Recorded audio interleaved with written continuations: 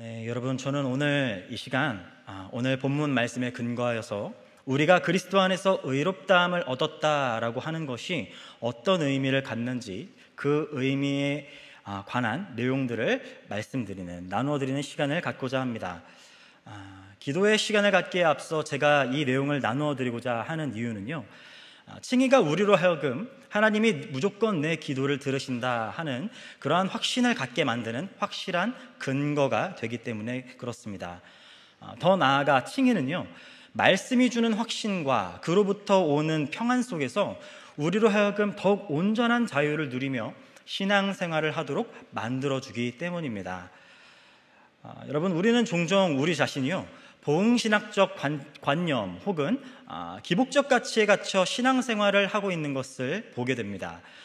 왠지 주일 예배를 빠지고 놀러 가면 그날 사고가 날 것 같고, 오늘 금요기도회에 가지 않으면 기도하지 않은 거로 돌아오는 한 주가 꼬일 것만 같다, 이런 말씀을 드리고 있는 것이죠.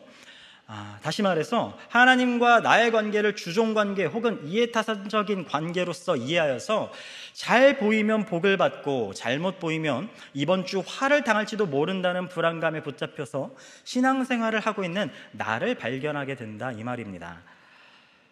그런데 여러분, 성경이 말하는 칭의의 개념만 제대로 알고 이해해도요, 우리 신앙생활의 동기와 살아가는 삶의 방식 자체가 완전히 뒤바뀌게 된다라는 사실입니다.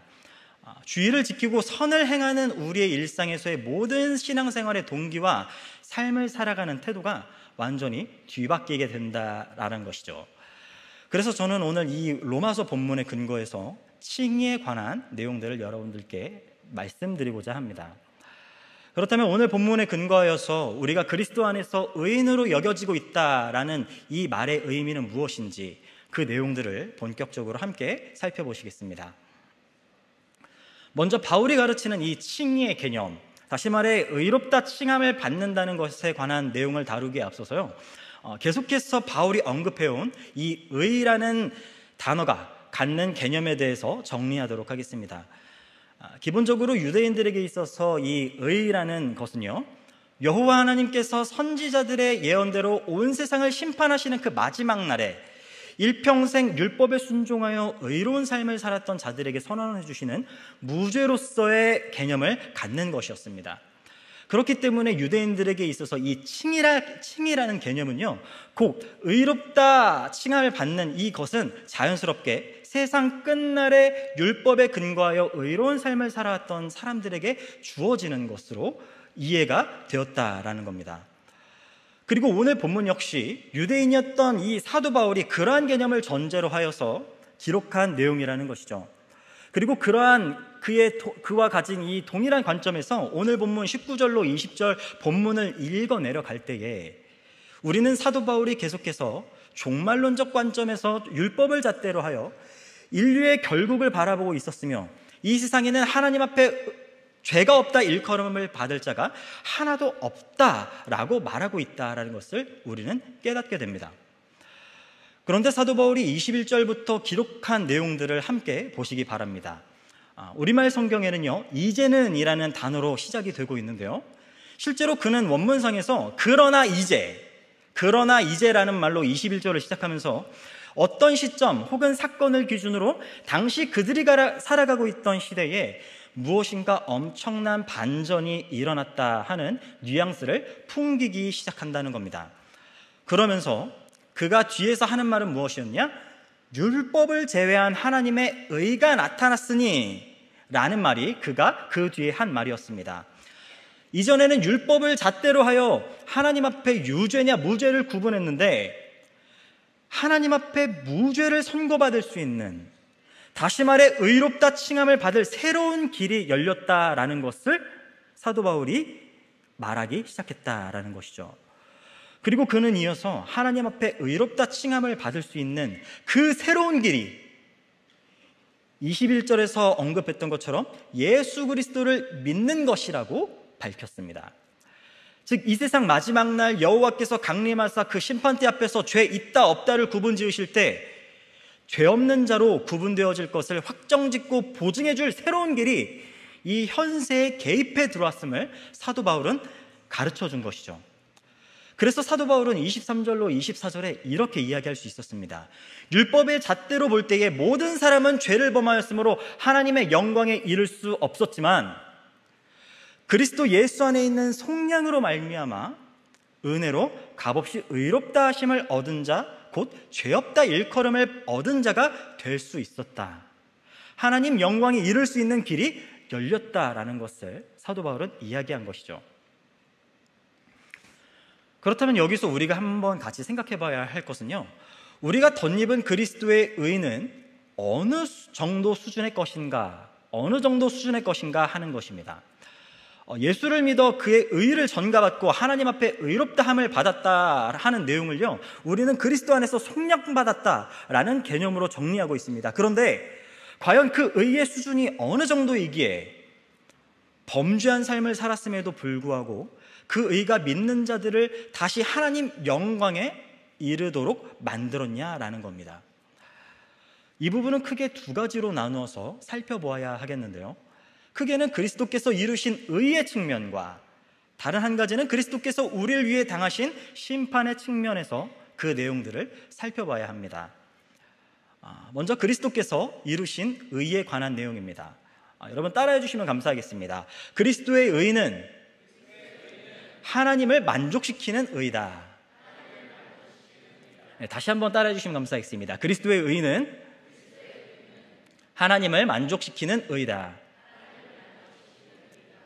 여러분, 우리 예수 그리스도께서는요, 이 세상 계실 때에 스스로 이렇게 말씀하신 일이 있으셨습니다. 마태복음 5장 17절로 18절 말씀인데요, 내가 율법이나 선지자를 폐하러 온 줄로 생각하지 말라. 폐하러 온 것이 아니요 완전하게 하려 함이라. 진실로 너희에게 이르노니 천지가 없어지기 전에는 율법의 1.1획도 결코 없어지지 아니하고 다 이루리라 말씀하신 일이 있으셨습니다. 여러분, 우리말 성경에 율법을 완전하게 하려 한다 할 때에 이 완전하게 한다라는 말은요, 완전하게 이룬다라는 의미를 갖고 있습니다. 다시 말해 우리 예수 그리스도께서는요, 창세전 아버지께서 택하신 백성들에게 하나님을 만족시키는 의를 전가시켜 주시기 위해 당신의 전생애 동안 율법을 1.1획도 남기지 아니하고 온전하게 이루셨다라는 겁니다. 즉 그리스도께서 이루신 의의 수준은 하나님께서 이 세상 마지막 날에 너 의인 이라고 힘차게 선언하실 정도의 하나님을 온전히 만족시키는 의였다라는 것이죠. 그래서 사도 바울 역시 로마서 10장 4절에서요 이렇게 말할 수 있었던 것입니다. 10장 4절 말씀입니다. 그리스도는 모든 믿는 자들에게 의를 이루기 위하여 율법의 마침이 되시니라. 여러분, 두 번째는 그리스도께서 당하신 심판의 측면에 관한 내용들을 나눠드리도록 하겠습니다. 여러분, 예수 그리스도께서는요 단순히 율법에 순종하여 의를 이루고 그 의를 믿는 자들에게 전가시켜 주시는 일만을 하신 것이 아니라는 사실입니다. 여러분이 잘 아시는 것처럼 그리스도께서는 아버지 하나님께서 창세전에 택하셨던 자들의 죄를 짊어지시고 십자가에서 죽으시는 일도 하셨다라는 것이죠. 세상이 시작부터 아직 오지 않은 세대에 속한 모든 하나님의 백성들의 죄를 짊어지시고 십자가에서 하나님의 심판을 받고 죽으시는 일을 우리 예수께서는 감당하셨다라는 것이죠. 그런데 여러분, 여기서 우리가 분명히 해야 할 것은요, 이 죽음이 맹렬한 하나님의 심판을 견디다 못해 그의 생명이 소멸해버린 그런 죽음이 아니었다라는 거예요. 예수 그리스도의 죽음은요 본래 택하심 받은 자들이 받아야만 했던, 죄인이었을 때 범죄했음으로 말미암아 그들이 받아야만 했던 그 죄값을 하나님의 진노 100% 농도의 그대로를 받아내시고 그 모든 죄를 청산하신 죽음이었다라는 겁니다. 우리 예수님이 십자가에서 죽으실 때 뭐라고 말씀하셨습니까, 여러분? 다 이뤘다라고 말씀하셨어요. 다 이뤘다라는 말은요, 역사적으로 상대방에 대하여 빚을 가지고 있는 어떤 한 사람이 자신의 빚을 모두 청산하였을 때 할 수 있는 말이었어요. 그런데 우리의 모든 죄값을 담당하셨던 주님이 의도적으로 십자가에서 이 말씀을 다 이루셨다 하는 이 말씀을 하셨다라는 겁니다. 그렇기 때문에 우리는 하나님 나라에 들어가게 될 때에 죄에 대한 형벌 없이 아무런 대가를 치르지 않고 들어가게 되었다라는 것이죠. 여러분, 단순히 믿어서 그 의를 전가받았기 때문에 들어가는 것이 아닙니다. 본래 믿는 자들이 받아야 했을 그 진노가 그리스도로 말미암아 청산되었기 때문에 어떠한 정죄도 받지 아니하고 죄 없다 일컬음을 받을 뿐만 아니라 의롭다함을 얻어 하나님 나라 곧 그 영광에 들어가게 되었다라는 것이죠. 그래서 예수 믿는 자들은요, 예수로 말미암아 하나님께 영원히, 그것도 온전히 용납될 수밖에 없는 존재로 여겨지게 된 자들이라는 사실을 여러분 기억하시기 바랍니다. 저와 여러분은요, 지금으로부터 영원까지, 예수를 믿은 그 순간부터 영원까지 하나님께 온전히 영원히 연락될 분들이십니다. 여러분, 이 사실을 기억하셔야 돼요. 이 사실을 분명히 하셔야 됩니다. 그리고 성경은 이 진리를 로마서 8장 30절을 통해 아예 못 박아버리죠. 이렇게 나와 있습니다. 우리 함께 귀한 말씀인데요, 8장 30절 말씀 함께 읽어보도록 하겠습니다. 시작. 또 미리 정하신 그들을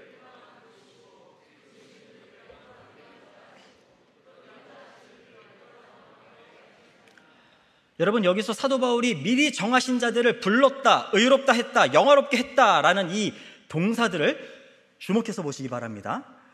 불렀다, 의롭게 했다, 영화롭게 했다라는 말이요, 모두 부정과거 시제로 쓰였다라는 점을 여러분 기억하셔야 됩니다. 이게 무슨 말이냐면요, 믿는 자들은 하나님이 미리 택하신 자들이라는 것인데, 그들이 부름을 받아 믿고 의롭다함을 얻어 영화에 이르게까지 되는 것은, 아까 부정과거 시제를 썼다고 말씀드렸죠. 무슨 말이냐, 이미 그렇게 되어지기로 한, 정해져 버린, 앞으로 반드시 그렇게 되어질 일이라는 것을 사도 바울은 이야기하는 거라는 거예요. 다시 말해, 믿는 자들이 현세에서 살아가는 삶이 부족할지라도 그리스도의 그 구속으로 말미암아 그들의 그 구원이 영화에 이르기까지, 곧 그리스도께서 재림하시는 그날에 이르기까지 결코 흔들리지 않을 것이며, 믿는 그 순간부터 영원히 용납되어질 것이라고 성경이 말하고 있다라는 겁니다.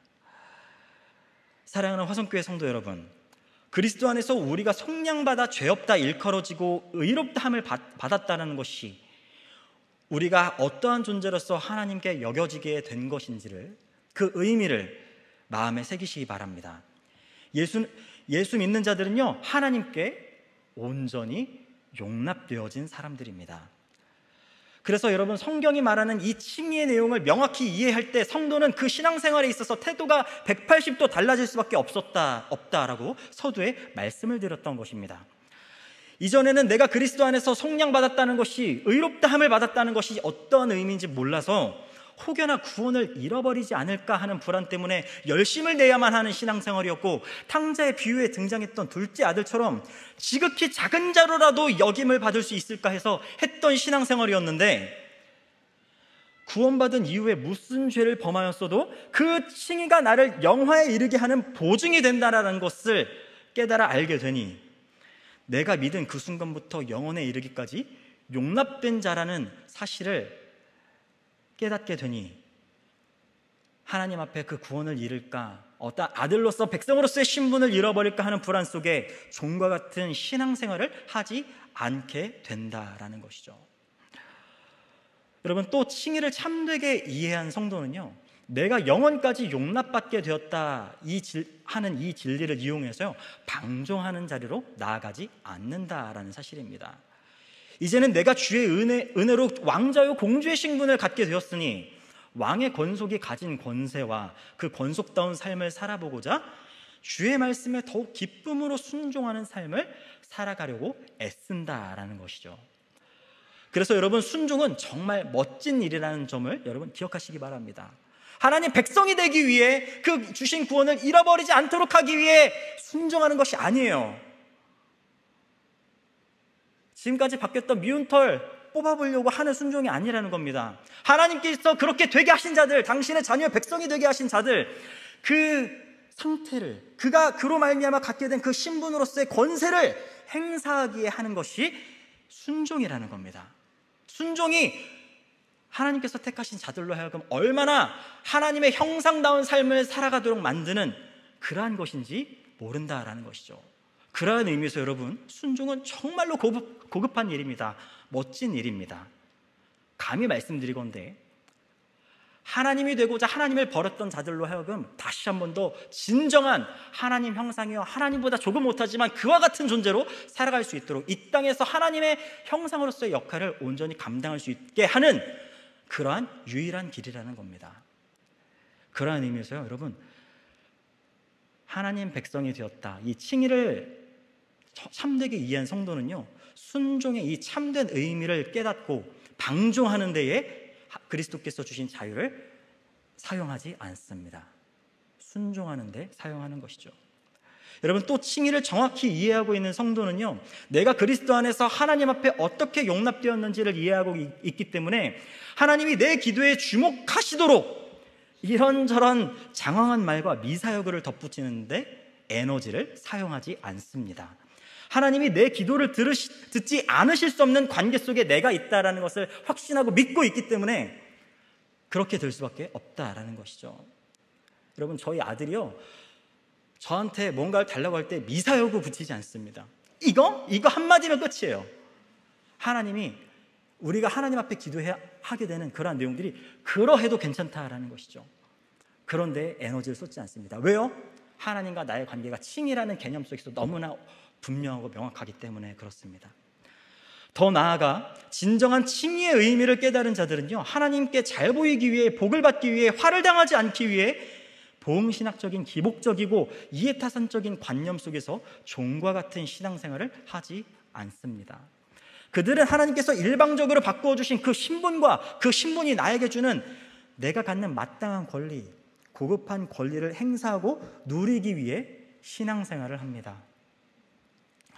사랑하는 우리 화성교회 모든 지체 여러분, 칭의에 대한 바른 이해가 우리 삶과 신앙생활 전 영역에 어떤 열매를 가져오는지 여러분 이해하시겠습니까? 그리스도께서 당신이 얻어내시고 우리에게 전가시켜 주신 그 의로 말미암아 우리로 하여금 그러한 삶의 열매를 맺기를 주께서는 기대하고 계십니다. 그러한 열매를 맺어서 하나님 앞에 귀한 열매 마지막 날에 드리실 수 있는 사랑하는 우리 모든 화성교회 지체들 되실 수 있길 주님의 이름으로 축복합니다. 여러분, 오늘 들으신 말씀 기억하시면서 6월절 어린 양의 피로 함께 고백하면 좋겠는데요.